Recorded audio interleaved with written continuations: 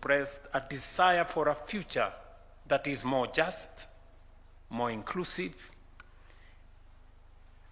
and more responsive to their aspirations.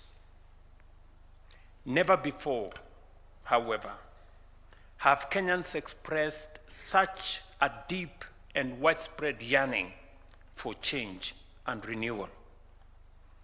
That yearning is legitimate, it is democratic, and it is protected by the Constitution. The right to assemble, demonstrate, picket, and petition under Article 37 is not a favor from the state. It is a constitutional guarantee. It is one of the freedoms that define us as a democratic nation. Yet, we must also confront an uncomfortable truth. For far too long, whenever Kenyans have exercised these rights, too often the outcome has been violent, injury, loss of life, destruction of property, bitterness, and division. Families have buried loved ones. Young people have carried physical and emotional scars. Businesses have been destroyed. Police officers have been injured. Communities have been left traumatized. We must also acknowledge a difficult reality. There has been instances where the response to public demonstrations has resulted in excessive use of force, violations of rights, and loss of life.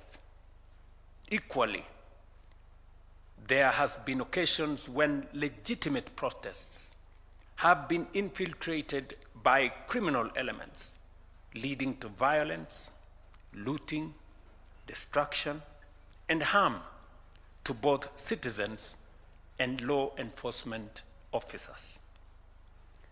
The truth is that whenever this cycle unfolds, Kenya loses. Citizens lose. Families lose. Businesses lose. The police lose. And our democracy is diminished. Then, almost predictably, the blame game begins. One side points to police brutality. Another points to criminal elements and organized violence, to goons. Politicians trade accusations. Television studios fill with rage and outrage. The nation mourns, and then we move on, only to repeat the cycle again. Perhaps what is most painful is how easily the suffering of victims is sometimes reduced to political slogans. It is easy to exploit public grief for political gain. It is easy to seek headlines, applause, and partisan advantage.